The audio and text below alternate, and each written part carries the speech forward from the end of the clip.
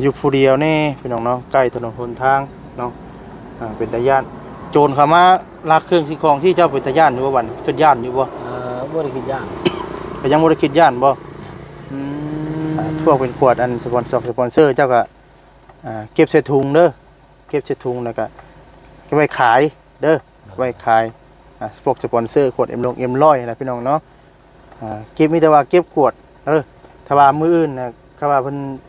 นั่นหมายกันซื้อดอกซื้อดินเจ้าก็ทำความสะอาดเด้อต่อ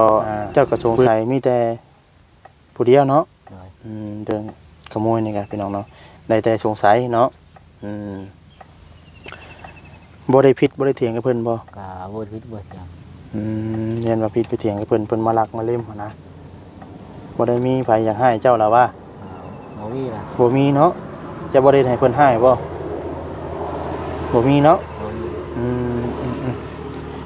พี่น้องเนาะแล้วคือทางบ่สิงแล้วว่าสงสัยอยู่ผู้เดียวแล้วว่าพี่น้องสงสัยอยู่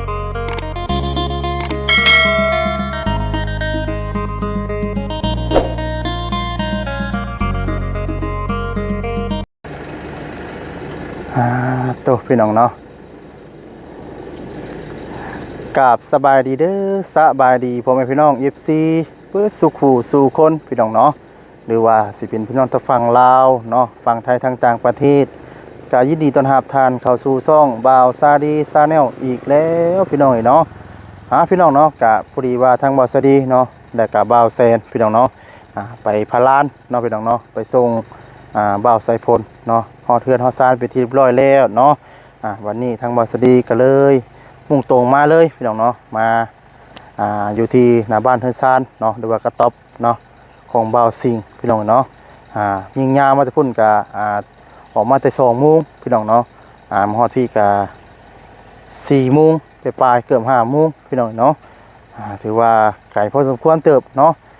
จากบ้านบ่าวซาดีไปเนาะพี่น้องเนาะจากทางใหญ่ไปนี่ก็100 ลัก100กิโลเนาะพี่น้องเนาะ100 กิโลกลับไปกลับมาก็200 กิโลพี่น้องเอ้ยถือว่าไกลเติบอยู่พี่น้องเนาะตัวพี่น้องเอ้ยมื้อนี้ก็ยืมไม้วาเซนกับไม้กันสั่นวาเซนพี่น้องเนาะพอดีว่า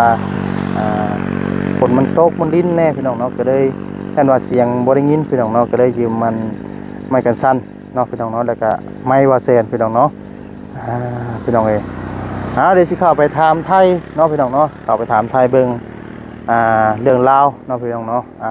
เรื่องราวของบ่าวสิงเนาะเรื่องโจรนี่แหละพี่น้องเนาะเรื่องโจรเรื่องขโมยนี่แหละเนาะเดี๋ยวสิแนะนำให้เราเรื่องระมัดระวังเนาะแล้วก็ที่แจ้งเนาะพี่น้องเนาะเรื่องข่าวดีเนาะพี่น้องเนาะสิแจ้งข่าวดีการซื้อดินมื้อใดเนาะพี่น้องเนาะฟังเบิ่งเร็วๆนี้พี่น้องเนาะว่าสิซื้อดินมื้อใดเนาะเดี๋ยวทางทีมงานเราปรึกษาหารือกันก่อนเนาะคือจุดประสงค์ก็อยากให้ทั้งบ่อสิงและตำรวจภัยเนี่ยพี่น้องอยู่ถนนหนทางมันก็สิเสี่ยงแน่เนาะพี่น้องเนาะพี่น้องเนาะว่าหลายก็เสียเวลาเนาะพี่น้องขอโทษขออภัยหลายๆพี่น้องเนาะทั้งวัสดีกันเนาะที่ว่าว่าหลายเกินไปพี่น้องเนาะต้องกราบขอโทษขออภัยพ่อแม่พี่น้อง FC เบิดทุกท่านเนาะแล้วก็ทั้งผู้รักผู้ใหญ่พี่น้องเนาะตัวพี่น้องมื้อนี้ก็มากัน2 คนพี่น้องเนาะมากับบ่าวแซนพี่น้องมากันบ่าวแซน2 คนพี่น้องเนาะเดี๋ยวสิเข้าไปถามไทยทั้งบ่าวสิงก่อนพี่น้องเนาะว่าเรา เป็นจังใดพี่น้องเนาะกินข้าวกินน้ำแล้วบ่ว่าจังใดพี่น้องเนาะพี่น้องเนาะมาหาบ่าวสิงก่อนเนาะพี่น้องเถอะสบายดีเด้อบ่าวสิงสบายดีพี่น้องเนาะโอ้ยตายเนาะหากมีความสว่างมาพี่น้องเนาะใช้นิดไม้ก่อนใช่แต่พอจะบ่มีไม้น้ำเพิ่นเราพี่น้องเนาะบ่เคยใส่เนาะพี่น้องมีสิ่งกันสัตว์ก่อนเนาะเพราะว่าเดี๋ยวไม้บ่เสียนพี่น้องมื้อนี้ก็ไม้กันสั่นเราเนาะแล้วก็ว่าสิก็บ่ได้บ่มีไม้กันสั่นพี่น้องเนาะใส่แต่มือจับเอาเลยพี่น้องตัวมีไผเข้ามาหาในบ่สิงมื้อนี้หลายคนอยู่หลายผู้หลายคนอยู่บ่จะจื้อเพิ่นอยู่บ่ให้เข้ามาแต่ละคนนี่ก็ชื่อหน้าอยู่แต่ว่าบ่ได้ชื่อชื่อจื้อแต่หน้าอยู่บ่จื้อชื่อคือข่อยเจ้าจื้ออยู่บ่ก็ จื้ออยู่แต่ว่าบ่จื้อชื่อ บ่จื้อชื่อ ครับ อืมมีจักคนมามื้อนี้จื้ออยู่บ่ อ่า ประมาณจักคนมามื้อนี้รวมน้ำข่อยน้ำก็ได้น้ำข่อยกับบ่าวแสนนี่ก็ได้จื้ออยู่บ่จักคน ทำบ่ได้ล่ะ จำบ่ได้เลยเอฮอดบ่5คนกลัวบ่ ก็หา 5คนอืมพี่น้องเนาะเป็นได้อาการเจ็บท้องไข้แน่แล้วบ่ ก็แค่นี้ อืมไข้นี่มันเศร้าบ่หรือว่ามันยังเจ็บอยู่หรือว่ามันเป็นจังไดยังมีอาการเจ็บอยู่บ่ ก็เจ็บบ่แฮง ถือว่าลดผ่อนกว่าคือมื้อนี้เนาะสมมุติว่ามื้อนี้เจ็บแฮงเนาะมื้ออื่นมานี่เจ็บคอสิเนาะถือว่าดีขึ้นแต่ละมื้อเนาะพี่น้องเอ้ยเถอะพี่น้องเนาะฝนกระตกกระลิ้นเนาะฝนนี่หากระตกบ่มื้อนี้ คนหากระตก หากระเช้า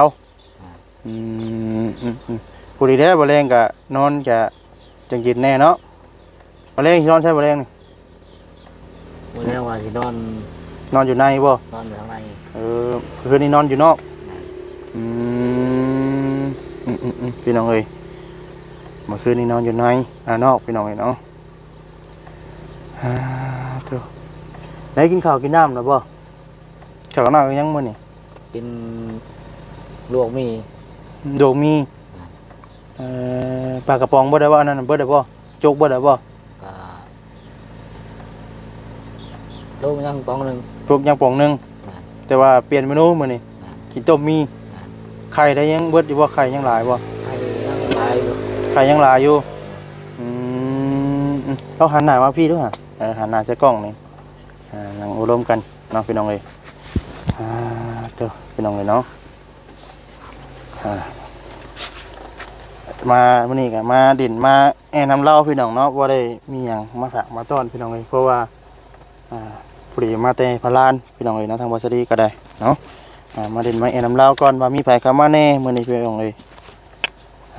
มาแสดงความยินดีนำมื้อนี้เนาะจะมีข่าวร้ายก็แต่ก็มีข่าวดีเข้ามานำเนาะพี่น้องเลยเนาะ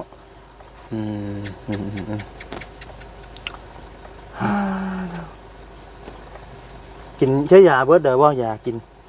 ยังหลายเติบอยู่บ่ ก็ยังอยู่ ยาที่เพิ่นแพทย์เพิ่นจัดให้นะ ยัง อยู่เนาะพี่น้องเอ้ยถือว่ายังอยู่ยังจังมิดยังหลายเติบบ่ ก็ยังหลายเติบ พี่น้องเนาะอัปเดตอาการว่าสิ่งน้ำพี่น้องเนาะพอดีว่าทั้งเราก็อยู่ผู้เดียวนี่พี่น้องเนาะใกล้ถนนหนทางเนาะเป็นตาย่านโจรเข้ามาลักเครื่องสิ่งของที่เจ้าเป็นตาย่านอยู่บ่วันขึ้นย่านอยู่บ่ บ่ได้คิดย่าง ก็ยังบ่ได้คิดย่านบ่บัดนี้เจ้าก็นอนก็นั่นเด้อว่าสิ่งเด้อระมัดระวังเด้อบัดนี้เด้อเย็นว่าบ่ละบ่แน่ได้พี่น้องเนาะเพื่อผู้ลางคนเนาะมันฮู้หน้าบ่ฮู้ใจเนาะบางเทื่อมาเว้านำเฮาดีๆขับมืดมาเฮ็ดทางที่มันบ่ดีก็มีเนาะพี่น้องเอ้ยเนาะเพราะว่าบางคนซุมื้อนี้มันมาหลายรูปแบบเนาะผู้ลางคนก็มาดีผู้ลางคนก็มาร้ายเนาะป้าปนกันไปแหละพี่น้องเนาะมันก็หลายผู้หลายคนมันก็คิดความอ่านมันบ่คือกันเนาะเฮาก็ระมัดระวังตนโตเฮาไว้เนาะมีแต่ว่าบ่แรงก็นอนก็ระมัดระวังเด้อยันว่ามีโจรมาลักมาเล่มอีกเนาะยันว่ามาเอาเพลงมันไปอีกบ่แฮงเด้อบ่ได้มีหมู่สาวเขามาลักอีกทั้งพ่อแม่พี่น้อง FC เพิ่นก็เป็นห่วงเด้อว่าสิ่งเด้อเป็นห่วงเจ้าหลายเด้ทางผู้รักผู้ใหญ่เพิ่นก็เป็นห่วงเป็นห่วงทางทีมงานทุกคนเพิ่นก็เป็นห่วงคือกันเนาะอยากให้เจ้าระมัดระวังแน่แล้วก็ผู้และพี่น้องเนาะนัดหมายมื้อชื่อดอกชื่อดินมื้อใดก็จะสิเคลื่อนย้ายกระต๊อบแล้วไปพี่น้องเนาะให้เราบ่อยู่ใกล้ทางบัดนี้เนาะสิไปอยู่ที่ใหม่พังเบิ่งมืออื่นเนาะเดี๋ยวทางบ่เซนพี่น้องเนาะทางบ่เซนสิปรึกษาหารือกับทีมงานเนาะหรือว่าทั้งเอ้ยบุญ สาบุญบ้านเฮาแล้วก็สาบุญบ้านหน้าพี่น้องเนาะปรึกษาหารือว่าสิซื้อขายมื้ออื่นได้บ่เนาะเพราะว่ามันอยู่ถนนหนทางมันก็ย่านมันอันตรายเนาะพี่น้องเนาะเพราะว่าโจรนี่มันมีเครือครั้งที่แรกเลยต้องมีเครือที่2ที่3อย่างเลยบางเทื่อทิ้งช่วงให้เฮาตายใจแล้วจะมันสิลักอีกก็มีแต่ว่าระมัดระวังเด้อระวังกว่าเก่ามีหยังก็ระมัดระวังเอาเด้อบ่เสียงเด้อบ่แรงนี่สินอนนี่เด้อจ้ะบ่แรงนี่นอนมันสิบ่มืดบ่ไฟฟืนก็บ่มีครับ ดังไพ่ จุไฟบ่เมื่อคืนนี่ก็จุไฟอยู่บ่ข่อยบอกเจ้าก็จุอยู่บ่ก็จุหันบ่คืนนี่ จุไว้ อืมมีแต่ว่าแรงเจ้าก็จุพื้นจุไฟเอาได้ก่อนเนาะสามได้ที่ทางแล้วเขาก็ย้ายพี่น้องเนาะก็ตอบแล้วออกไปพุ่นแหละไปปลูกอยู่วังที่เราเองพุ่นแหละพี่น้องเอ้ยเนาะผู้ดีว่าทั้งพอที่ดินเจ้าของที่ดินแล้วก็มาเมื่อวานนี้เราว่าอยากโอ้ล้มอยู่พี่น้องเนาะแต่ว่าตัดสินใจสิเอาดินตัวนั้นพี่น้องเนาะแล้วก็สิว่าสิอยากปรึกษาเลยกับทีมงานอยู่ว่าสิให้ไปอยู่ก่อนเลยบ่หรือว่าจังไดพี่น้องเนาะแต่ว่าปัดบรามาก็ถึกประสบงบจบพอดีพี่น้องเนาะก็แสดงความยินดีกับบ่สิ่งเลยเนาะตอนนี้ก็ปิดงบซื้อดินแล้วพี่น้องเนาะผู้แหละถ้าว่าเรื่องการเฮ็ดเฮือนเฮ็ดซ่านหรือว่าสมทบจังไดเฮาก็จังว่ากันอีกทีนึงพี่น้องเนาะก็สิเป็นหับเป็นสะพานบุญให้คือเก่าเนาะพี่น้องเนาะแต่ว่ามีการเคลื่อนไหวอยากมีเฮ็ดเฮือนเฮ็ดซ่านให้หรือว่าปกติกระต๊อบเนาะบ่สิ่งพี่น้องเนาะทางบ่สดีเนาะกับที่ทีมงานเนาะใส่บุญทุกท่านพี่น้องเนาะเข้าทางใดก็ได้เนาะสดซอยบ่สิ่งพี่น้องเนาะทางเฮาก็ยินดีพี่น้องเนาะตัวพี่น้องฮ้อนอ้าวแล้วฝนตกเดินฮ้อนอ้าวบัดนี้เนาะเพราะว่าไอดินขึ้นพี่น้องเลยมีแต่ว่าระมัดระวังกว่าเก่าเนาะแต่ทั้ง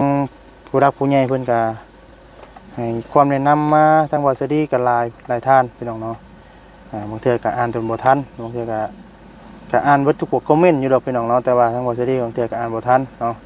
ก็ต้องกราบขอโทษขออภัยพ่อแม่พี่น้อง FC เบิดทุกท่านเนาะ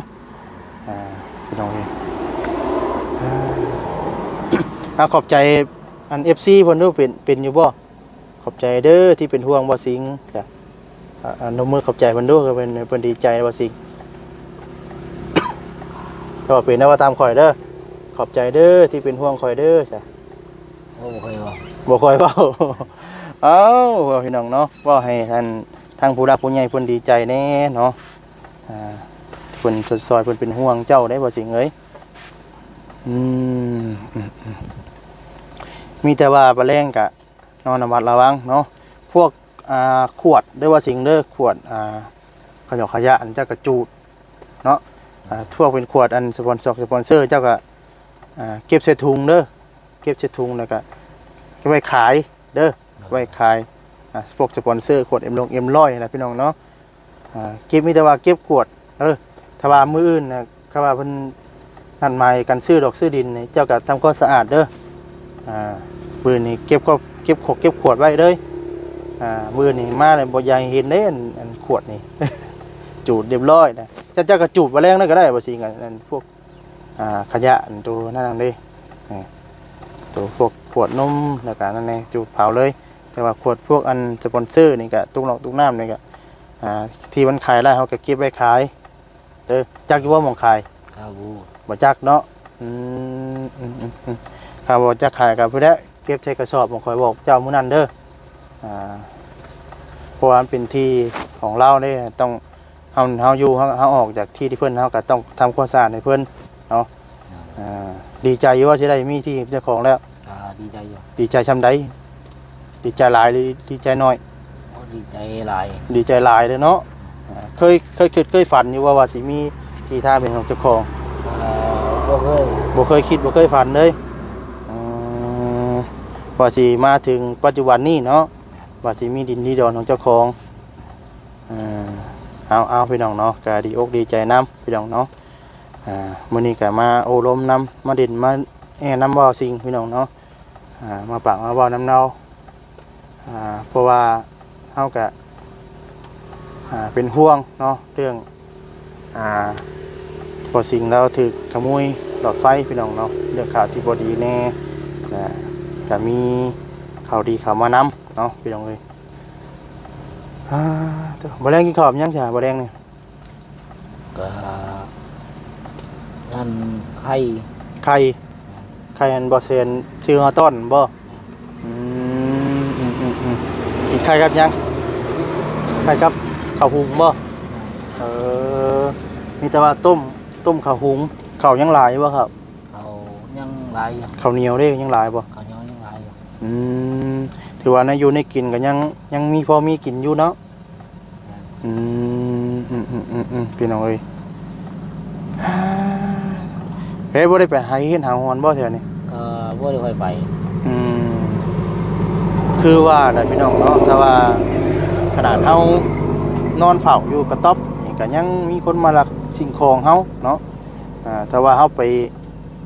หาหอกหาเฮ็ดไกลจากกระต๊อบเฮานี่แห่งสิ โอ้ยขอโทษขออภัยหลายพี่น้องเนาะขออนุญาตบาดคำเนาะคำว่าเฮาไปไกลแห่งกระติกพี่น้องเนาะเพราะว่าบางเทื่อสิ่งของสำคัญเฮาอยู่ในกระต๊อบปานนี้มันบ่มีหม่องปิดหม่องอัดพี่น้องเนาะอาจจะมีคนมาหลอกมาลักอีกก็มีเนาะเพราะว่ามันไกลถนนหนทางเนาะผู้และถ้าว่ามีดีมีดอกของเจ้าของก็ถ้าว่านั่นก็สิได้แอมให้เราใหม่เฮ็ดอันนี้แหละผ้ามุ้งผ้าบัดนี่เด้พี่น้องเนาะใหญ่ก็สิปลอดภัยกว่าเก่าอยู่เนาะเพราะว่ามันบ่ติดหนทางเด้เพราะก็และก็สิสบายกว่าเก่ายังบ่ได้เปลี่ยนใจบ่ เขาบ่ได้เปลี่ยนใจ ยังยืนยันคำเก่า คำเก่า กับพุ่นกับพี่ก็เอาตัวใด เขาดูทั้งพี่ เอาอีพี่คือเก่าเอาพี่น้องเนาะทางว่าสิงเรายืนยันคำเก่าอยู่อยู่พุ่นน่ะ30 คูณ 30บ่อยากได้บ่นี่15 คูณ 20ได้เอา15 คูณ 20บ่ แต่ว่าทั้งพุ่นไก่ แต่พุ่นมันไกล แม่น นะพี่น้องเนาะคือจังหวะได้พี่น้องเนาะคือทางเราเนี่ยก็อยู่พี่เนาะมันก็คนฮู้จักก็หลายเนาะแล้วก็คือทางเรานี่ก็ถือว่าหาเฮ็ดหาฮ้อนหรือว่าคุดกินโลกินล่อเนาะหรือว่าหาอยู่หากินมาแล้วไปขายเนาะพี่น้องเนาะทางนี้ก็สิ ฮู้จักกว่าเนาะแล้วก็จักไปคนฮู้ก็ฮู้จักแล้วว่าสิ่งหลายก็ซื้อซอยแน่พี่น้องเนาะจะไปทางพุ่นมันก็ไกลเนาะไกลแล้วก็คนบ่ฮู้จักก็มีหลายก็เลยตัดสินใจอยู่พี่โอ้คือว่าได้พี่น้องเนาะเฮาก็ถามไทยเบิ่งเนาะพี่น้องเนาะเวลาเราสิเปลี่ยนใจอีหยังคำเก่าเนาะ คำเก่า คำเก่าบ่เป็นหยังพี่น้องคือเฮาก็คือเราทั้งบ่สิเรามักหม่องนี้เฮาก็ซื้อให้หม่องนี้พี่น้องเนาะคือว่าพี่น้องบังคับจิตใจกันบ่ได้เพราะว่าผูกเพื่อนตามใจผู้อยู่เนาะพี่น้องเนาะผูกตามใจผู้นอนคือจังเพิ่นเว้าได้พี่น้องเนาะเพื่อถึกประสบที่ว่าซื้อหม่องเราบ่มักเราบ่อยู่ก็มีพี่น้องเนาะข่อยบ่อยากได้จะซื้อให้ข่อยเองบ่ซั่นบ่แฮงนะพี่น้องเนาะอันนี้แค่นี้เรามักเราหยังเราก็ซื้อให้เราพี่น้องเนาะมีแต่ว่าซื้อดินให้ก็อย่าไปขายเด้อบัดเด้อบ่ขายเด้บ่ขายบ่จำเด้ออย่าไปจำที่ดินเด้ มีแต่ว่ารักษาเอาเด้อทำความสะอาดหน้าบกหน้าบ้านหน้าเฮือนหน้าซ่านผู้ใดอนาคตข้างหน้าพี่น้องเนาะแต่ว่ามีเฮือนมีซ่านพี่น้องเอ้ยถ้าไม่อยู่กระตกกระต๊อบเฮาก็มีแต่ว่าทำความสะอาดแล้วก็มันกว้างก็เฮ็ดปลูกผักปลูกหญ้าปลูกหยังพอได้อยู่ได้กินเนาะพี่น้องเอ้ยมีแต่ว่าเป็นกำลังใจให้พี่น้องเนาะมีแต่ว่ารอติดตามนํกันเนาะพังเบิ่งมืออื่นเนาะทางเมืองมืออื่นในปรึกษาหารือกันก่อนเราจะมาแจ้งอีกทีนึงเดี๋ยวสิพาไปซื้อดินพี่น้องเองทางเมืองมืออื่นก่อนถามเบื้องก่อนเอาถามไทยเบื้องทั้งสาบุญบ้านเฮาหรือสาบุญบ้านมาบ้านนาพี่น้องเนาะถามเบื้องก่อนเนาะตัวพี่น้องเองจังสั้นเด้อว่าสิ่งเด้อเนาะแต่ว่าต่อเจ้ากระทรวงใส่มีแต่ผู้เดียวเนาะเดินขโมยนี่กันพี่น้องเนาะได้แต่สงสัยเนาะบ่ได้ผิดบ่ได้เถียงกับเพิ่นบ่กะบ่ผิดบ่เถียง เรียนว่าผิดไปเถียงกับเพิ่นมาลักมาเล่มหั่นนะบ่ได้มีไผอยากให้เจ้าล่ะว่าบ่มีล่ะบ่มีเนาะจะบ่ได้ให้เพิ่นให้บ่มีเนาะ พี่น้องเอ้ยเนาะแล้วคือทางบ่สิงห์แล้วว่าสงสัยอยู่ผู้เดียวแล้วว่าพี่น้องเอ้ยสงสัยอยู่ผู้เดียวคนสีเทาๆบ่เดี๋ยวทีบ แม่น อืมได้แต่สงสัยเนาะแต่ว่าเฮาก็บ่ฮู้ว่าเพิ่นเอาหรือบ่เนาะเฮาก็การันตียังบ่ได้เนาะเฮาแค่สงสัยพี่น้องเอ้ยทางบ่สิงห์เราสงสัยแล้วว่าผู้เฒ่าๆชื่อทีบหรือว่าสงสัยซื่อๆแต่ว่าเพิ่นสิเอาหรือบ่เอาเนาะก็การันตีเพิ่นบ่ได้เนาะพี่น้องเนาะทางบ่สิงห์ก็บ่ได้ฮู้เมื่อเนาะว่าใครเป็นคนเอาคนลักเนาะได้แต่สงสัยพี่น้องเอ้ยเอาจังซั่นเด้อบ่สิงห์เด้อมีแต่บ่แรงก็ระมัดระวังเด้อมีหยังก็โคกๆเครียดก็ตื่นลุกบ่ได้ผีแล้วได้อบัดยันว่ามี